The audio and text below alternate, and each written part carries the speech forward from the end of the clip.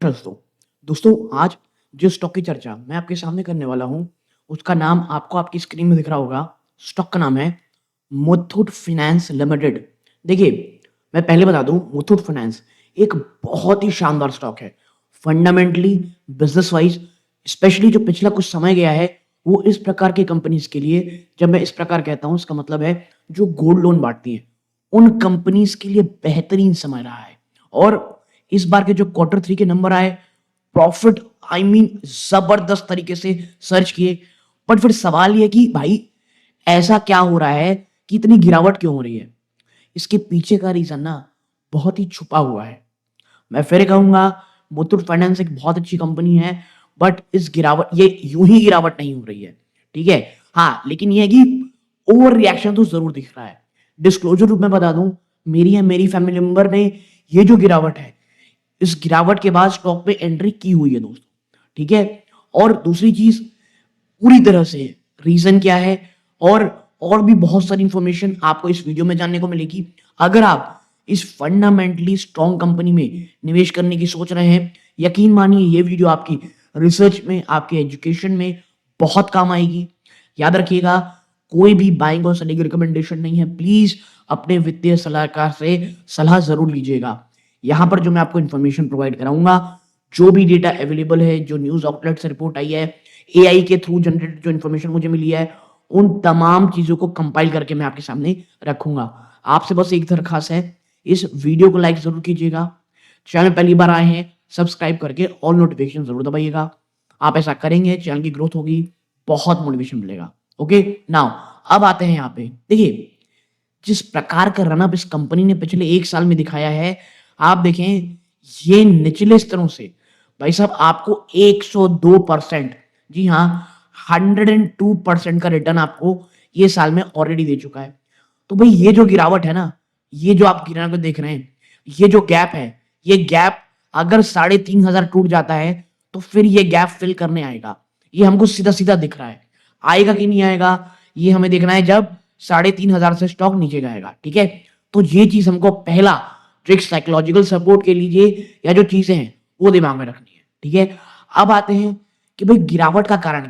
आप देखिए, ये बहुत ही ज्यादा कंफ्यूजिंग रहा है कि एक स्टॉक जिसने डबल डिजिट दिखाया है, डबल डिजिट में उसने जो गिरावट हुई है, कब?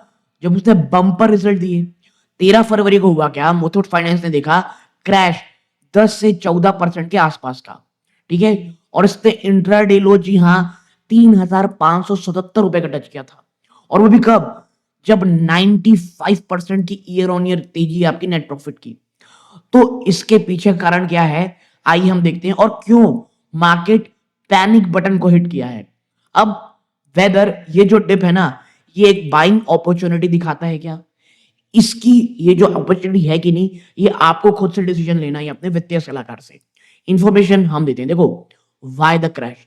देखिए, यूं ही क्रैश नहीं है, एक हिडन रेड फ्लैग है यहाँ पे।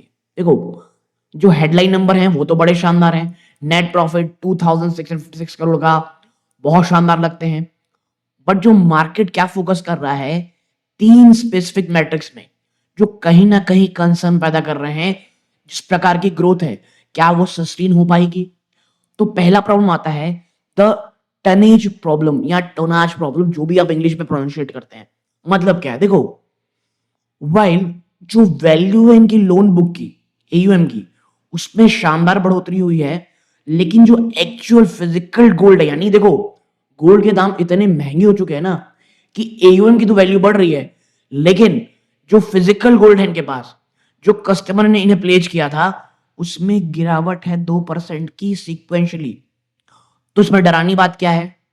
ये सजेस्ट कर रहा है कि जो ग्रोथ है, ये जो बढ़ रही है ना, ये सिर्फ और सिर्फ प्राइस ऑफ गोल्ड के बढ़ने के कारण, यानी सोने के दाम बढ़े हैं।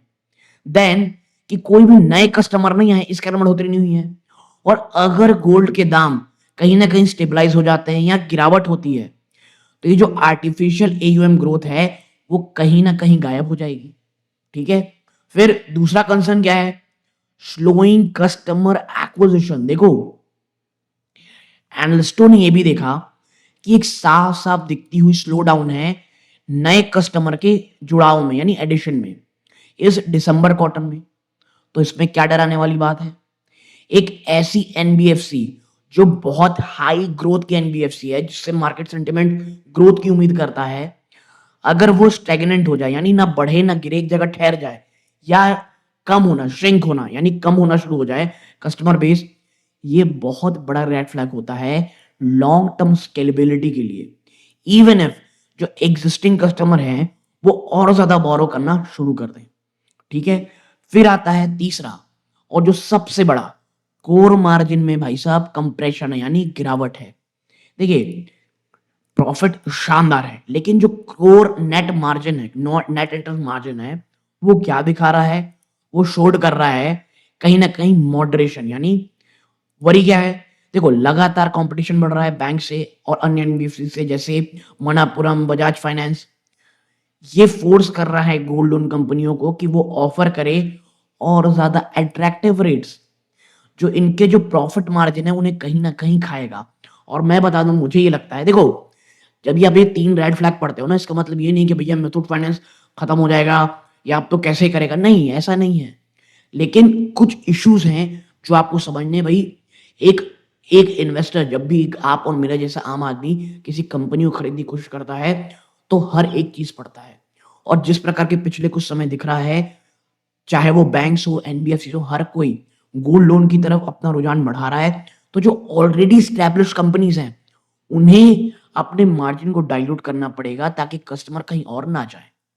फिर है चौथा, सेल ऑन न्यूज रिएक्शन। देखो, जैसा मैंने आपको थोड़ी देर पहले बताया, स्टॉक ऑलरेडी रैली कर चुका है leading up to the result.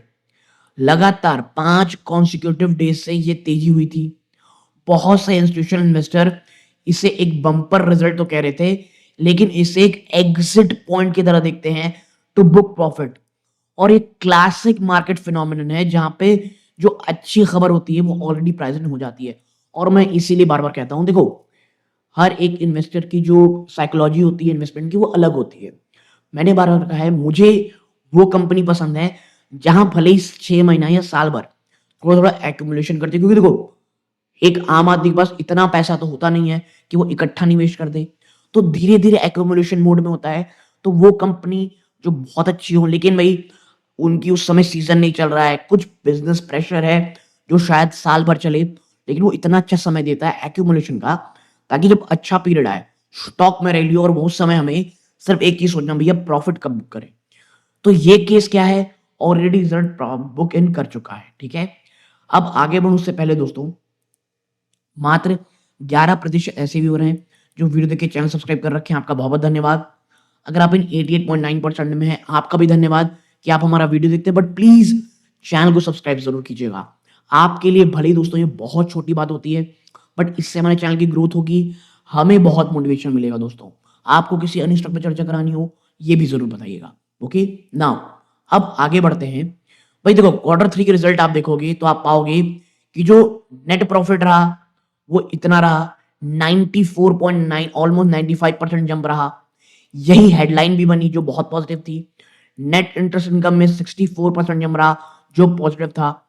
आपका जो गोल्ड लोन का एयू में एसेट अंडर मैनेजमेंट, वो 50% रहा। ये मिक्स था क्योंकि ये प्राइस ड्रिवन था ना, एक्चुअली फिजिकल गोल्ड एक्स्ट्रा नहीं आया है।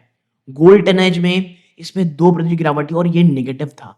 ठीक है, तो भाई आपके और मेरे जैसे लोगों के मन में सवाल है कि भाई क्या ये सबसे अच्छा केस है क्या घुसने का? तो देखो, जैसा मैंने कहा, हमारे पास सिनेरियो हम बना सकते हैं कि भाई बुल केस होगा तो क्या होगा, अगर नेगेटिव होगा तो क्या होगा।